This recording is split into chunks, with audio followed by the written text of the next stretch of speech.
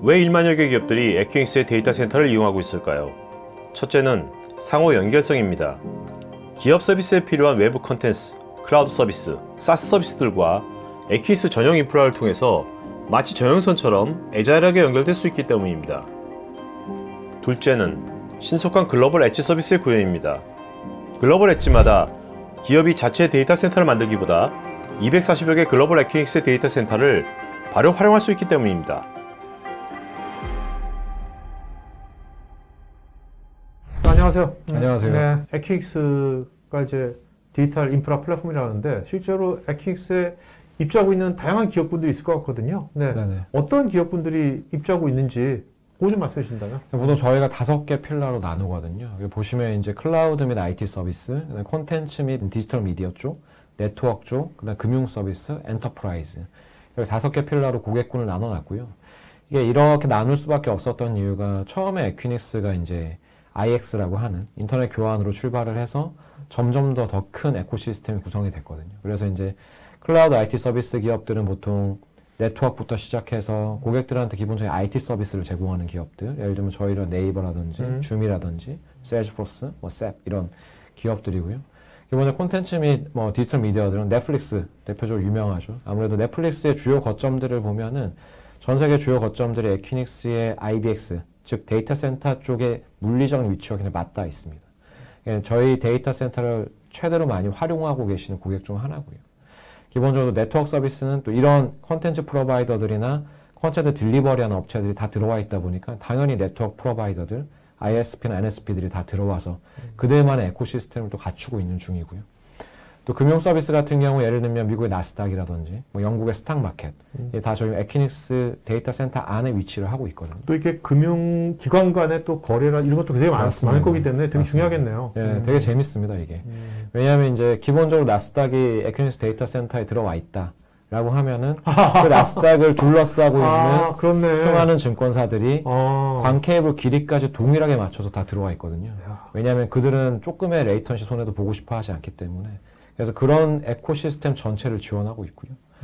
기본적으로 엔터프라이즈 같은 경우에는 예를 들면 요즘에 클라우드 회사들 중에 저희 제조기업들도 클라우드로 점점 전환하려고 하고 글로벌에 대한 비즈니스 풋프린트를 점점 넓혀가고 있잖아요. 이제 그런 부분을 봤을 때는 어떻게 글로벌 연결을 좀 더 효율적으로 갈 건가? 아니면 기존에 통신사를 통해서 받아왔던 서비스에서 백업 라인은 SD-WAN으로 가고 싶은데 이렇게 해도 괜찮을까? 그리고 클라우드 연결을 각 국가와 관계없이 동시에 동일한 레벨의 서비스를 받고 싶고 동일한 환경에서 자기네들의 인프라를 구축하고 싶은데 이걸 제공할 수 있는 회사가 어디인가? 라고 보면은 보통 에퀴닉스가 그 정답 중 하나라고 볼 수 있습니다.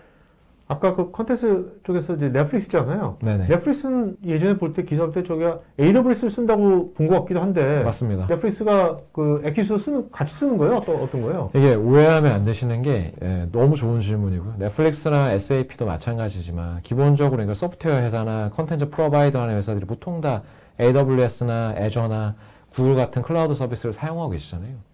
근데 그 클라우드 서비스를 사용하시는 밑단에 있는 L1부터 L3까지 데이터 센터가 저희 데이터 센터거든요. 근데 그거를 어떻게 하면 좀 더 물리적으로 가까운 거리에서 빠르게 지원을 할 수 있냐.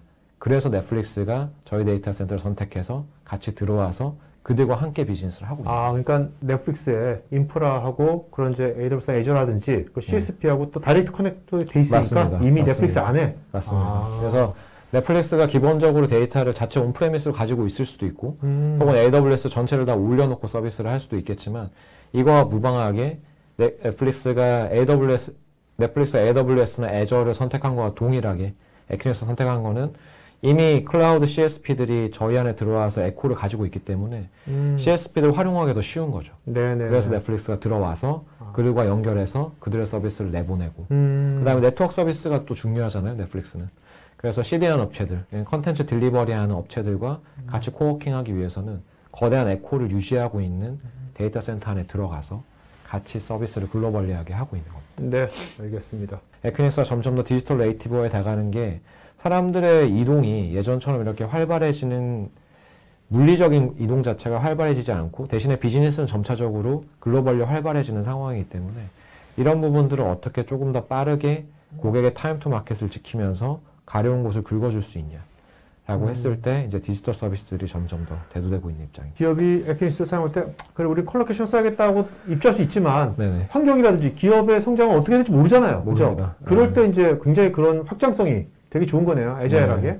애자일하게 좋고요. 기본적으로 하이브리드 멀티 클라우드를 고민하시는 고객들은 아마 저희한테 들어오시면 좀 더 빠른 고민과 빠른 결정에 즉각적으로 대응할 수 있는 인프라가 갖춰져 있다는 거고요. 자, 그 애자일하다는 것은 딱 이해가 되는데 네네. 이것이 실제로 코스트 이펙티브한 점은 어떤가요? 기존에 내가 운영했던 거에 비해서 코스트 이펙티브한 기본적으로 이제 고객이 예를 들면 멀티 클라우드를 쓴다, 혹은 하이브리드 클라우드를 쓴다 그러면 이제 고객이 자체 데이터 센터에 두면서 클라우드를 통신사를 통해서 연결하시거나 ISP를 통해 연결하시거나 아니면 ISP를 통해 가지고 양쪽 클라우드사 혹은 3개 이상의 클라우드사를 연결하시는 케이스가 있었어요. 근데 이렇게 됐을 때는 사실 통신 비용도 비용이고 그 다음에 데이터에 대한 관리 문제도 있었거든요.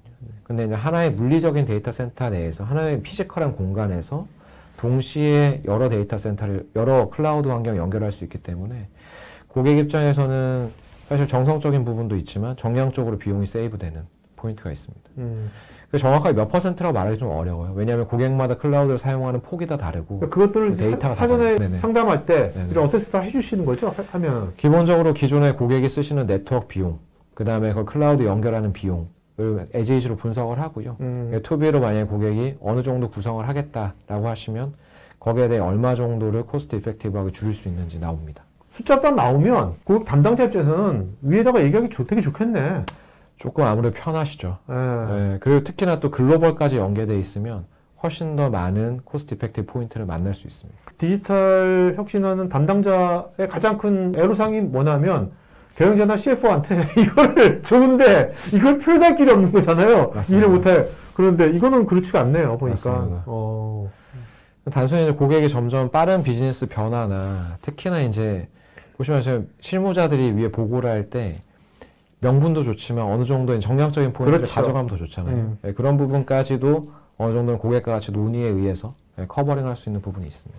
국내 기업명은 밝힐 필요가 없고 국내 고객 중에서 해외 쪽에 새로운 어떤 브랜드 쪽에 새로운 뭔가 엣지 서비스, IoT라든지 새로운 엣지 서비스 같은 걸 해야 돼. 네. 그럴 때는 뭔가 이런 게 필요할 거 아니에요. 그죠? 네. 사실은 무조건 해야 되죠. 엣지 서비스는. 왜냐하면 국가별로 특히나 보면은 데이터의 규제가 다 다르고 국가별로 보시면 아시겠지만 데이터가 그 안에서 다 처리가 돼야 되고 고객한테 바로 서비스로 리스폰스가 돼야 되잖아요. 이제 그런 상황에서는 해당 국가, 해당 도시 안에 데이터 센터가 있어야 되고 그 엣지단에서 모든 데이터 처리가 다 이루어져야 되거든요. 그렇게 따지면 사실 에퀴니스가 되게 좋은 대안 중 하나가 될 수 있습니다. 그렇네요. CSP, 클라우드 서비스 프로바이더지 않습니까? 뭐 애저건, AWS. 네네. 퍼블릭 클라우드 써도 뭐 에퀴니스 비슷한 거가 되지 않나? 맞습니다. 뭐가 다른 걸까요? 네. 예를 들면 나 그러면 AWS만 쓴다. 예를 들면 A사만 쓴다라고 하면 거의 동일한 환경이라 보셔도 무방합니다, 사실은. 근데 고객이 만약에 온프레미스에서 데이터를 두면서 퍼블릭 클라우드를 쓰는 하이브리드 클라우드 모델로 가시거나 아니면 더 나아가서 하이브리드 플러스 멀티 클라우드 모델로 가실 때에는 어느 정도 이거를 연결할 수 있는 중간 지점이 있으면 되게 좋을 거거든요. 이게 왜 그러냐면 기본적으로 서로 다른 리전을 쓰는 클라우드사들을 연결한다 그러면 거기서 오는 부가적인 비용들이 있을 거고요. 그 다음에 고객은 또 데이터를 서로 따로 관리해야 되는 그런 위험들이 있기 때문에 그런 포인트로 봤을 때는 물리적인 하나의 공간에서 동시에 데이터 센터, 동시에 클라우드사를 2-3개 정도로 연결하면서 멀티 클라우드 환경을 구성하시는 게 고객들 입장에서는 좀 유리하게 운영적 측면이나 비용적 측면에서 가져갈 수 있는 포인트. 에퀴니스 같은 게 없으면 완전히 사일로화된 물리적 인프라를 여러 개를 관리하게 되는 거잖아요. 그럴 수 있죠. 예. 고객 업무에 따라서 좀 다를 수 있겠지만 충분히 그럴 수 있습니다. 국내 회사 중에서 좀 그래도 그 에퀴닉스의 데이터 인프라 플랫폼을 잘 활용하고 있는데 뭐 생각나는데 한두 군데만 얘기해 주신다면. 이제 뭐 첫 번째 금융사부터 말씀드리겠습니다. 금융사 같은 경우에는 뭐 이건 사실 금융사뿐만 아니라 엔터프라이즈 다른 회사도 마찬가지로 적용될 수 있다고 생각하는데요. 최근에 디지털 트랜스포메이션을 해서 계속 가속화를 붙이고 있잖아요.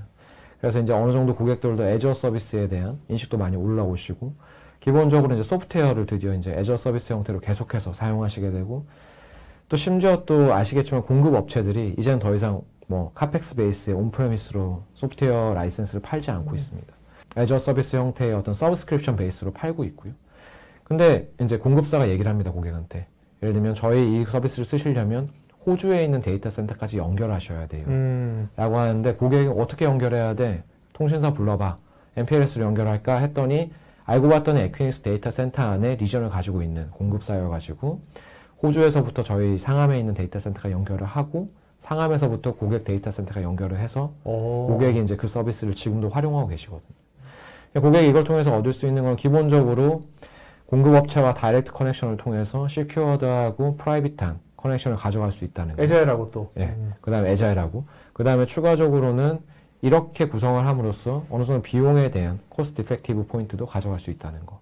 이게 하나 포인트가 될 수 있을 것 같고요. 두 번째 유스 케이스는 이제 뭐 자동차 회사 같은 경우에는 이제 아이다스라고 해가지고 보통 저희가 이제 뭐 자율주행 자동차, 그렇죠. 자율주행에 센싱하는 대한 거죠. 센싱하는 거. 드라이빙 어시스턴트를 많이 활용을 하려고 하잖아요. 근데 그러려면 기본적으로 실제 운전자의 데이터가 다 필요하거든요.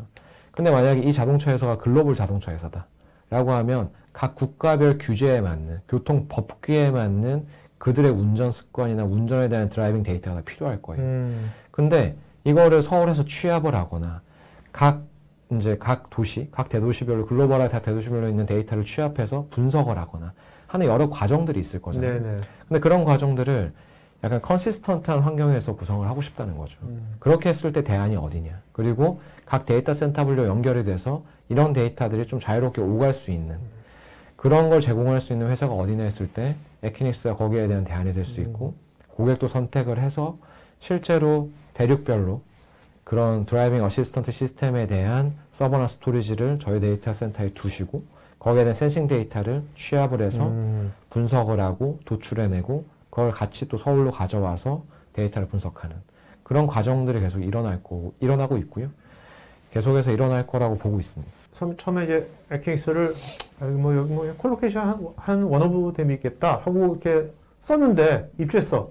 그러고 나서 이제 그분들이 가장 써보면서 와우 했던 거는 어떤 것 같아요? 해외에 있는 고객사 얘기를 잠깐 드리면은 좀 재밌었던 게 처음에는 콜로케이션으로 시작을 했던 이제 회사였어요. 근데 이제 저희 패브릭 같은 경우에는 이제 글로벌 연결이 다 돼 있으니까 이거를 자기네들 고객한테 리셀링 해보면 어떨까라고 해서 그들의 비즈니스 타입이 단순히 그냥 네트워크 서비스를 공급하던 회사에서 글로벌 네트워크를 공급할 수 있는 회사로 변화가 된 거예요. 그리고 점차 나아가서 본인들이 작지만 그래도 클라우드 향 서비스를 자기네들의 대고객한테 제공할 수 있는 그런 기반을 에퀴닉스가 마련을 해주는 거죠. 어떻게 MSP가 된 거네. 일종의 MSP가 된 거죠. 네.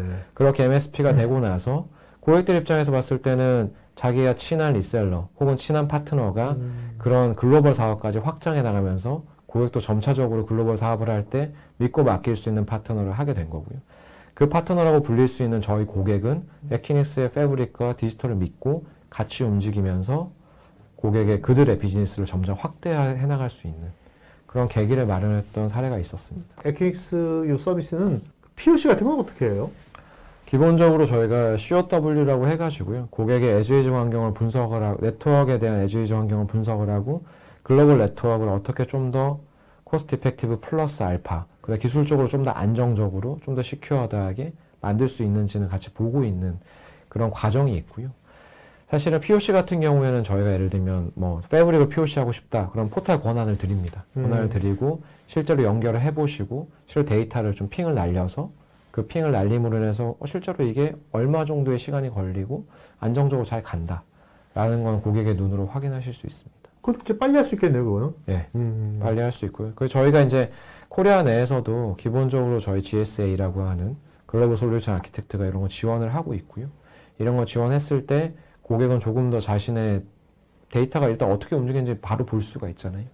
그러니까 좀 더 빠른 결정을 하실 수가 있습니다. 이건 어떤 사례입니까? 이게 아까 말씀드렸던 하이브리드 멀티 클라우드 정말 제대로 사용하고 있는 글로벌 금융사 사례인데요.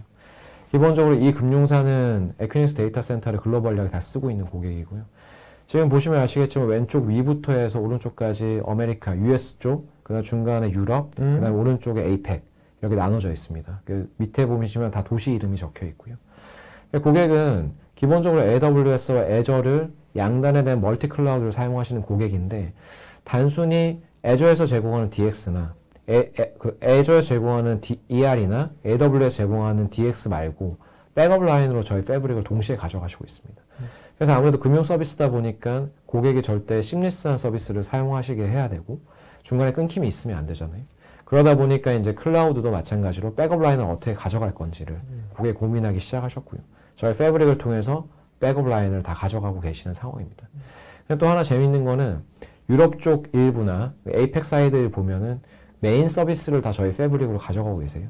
그래서 이제 US 부분만 양단에 걸친 서비스를 테이크오버 할 수 있게 가져가고 계시고 또 나머지 대륙에서는 패브릭을 또 메인 서비스로 가져가시면서 저희 서비스에 대한 크레디빌리티도 기본적으로 가져가실 수 있는 상황이라고 보실 수 있겠습니다. 이렇게 되면 또 특정 CSP가 우리 보면 가끔씩 보면 이제 리전이 갑자기 다운될 때가 있잖아요. 네네.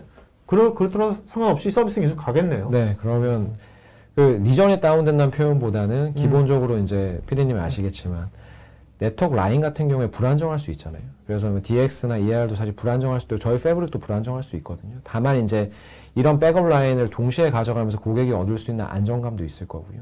테이크오버 됐을 때 고객의 비즈니스 임팩트를 최소한 덜 받을 수 있기 때문에 이런 부분들은 고객이 가져갈 수 있는 주요 전략 중 하나라고 생각을 합니다. 기본적으로 저기 이제 이미아 쪽이나 에이펙 사이드를 보시면 시스코 웹엑스가 연결되어 있는 거 보실 수가 있어요. 기본으로 단순히 멀티 클라우드 전략만 가져가시는 게 아니고 비디오 컨퍼런스도 다이렉트 커넥트를 통해서 조금 더 안정적인 환경을 구현할 수가 있거든요. 그렇게 됐을 때 고객은 사실은 VIP 미팅이나 아니면 해외의 다른 어떤 고객사와의 미팅 때 웹엑스를 쓰는데 사실은 저희 네트워크 팀이나 네트워크 엔지니어 분들이나 고객사 네트워크 팀이 스트레스를 되게 많이 받으세요. 해외이기 때문에 끊긴다. 혹은 뭐 서로 다른 지역에 있기 때문에 좀 안 좋을 수 있다. 라는 얘기를 많이 하실 수 있거든요. 근데 사실은 그걸 최대한 막을 수 있습니다. 그래서 다이렉트 커넥션을 통해서 조금 더 안정적이고 프라이빗한 환경에서 고객 이런 비디오 컨퍼런스 환경을 구성하실 수가 있습니다. 여기 뭐 이 글로벌 금융사는 그러면 원래 자기네가 갖고 있던 언프리미스에 데이터 센터는 있는 겁니까? 그거 있고 에큐닉스의 이런 인프라 두 개를 같이 이용하는 건가요? 네, 제가 알기로는 이제 기존에는 온프레미스의 대부분의 인프라스트럭처가 있었던 걸로 알고 있고요. 근데 지금 이 그림을 보시면 맨 밑에 보시면 이제 회색으로 네모나게 되어 있는 부분들이 있잖아요. 이런 부분들이 에큐닉스 데이터 센터를 실제로 사용하고 계시는 겁니다. 물리적인 데이터 센터를 사용하시면서 동시에 클라우드 환경도 연결하시고 또 멀티 클라우드로 연결하시고 시스코 웹엑스도 연결하시고 또 하나의 포인트는 지금 중간에 패브릭, 에큐닉스 패브릭으로 보이시는 이 빨간색 네모 칸이 서로가 다 연결되어 있잖아요. 지금 보시면 각 대륙 간, 각 도시별로 다 연결되어 있는 겁니다. 그래서 이제 이 패브릭을 통해서 서로 간의 데이터가 저 SD-WAN 환경 위에서 자유롭게 움직일 수 있게끔 메쉬 형태죠, 그죠? 네, 그렇게 구성을 하고 있습니다.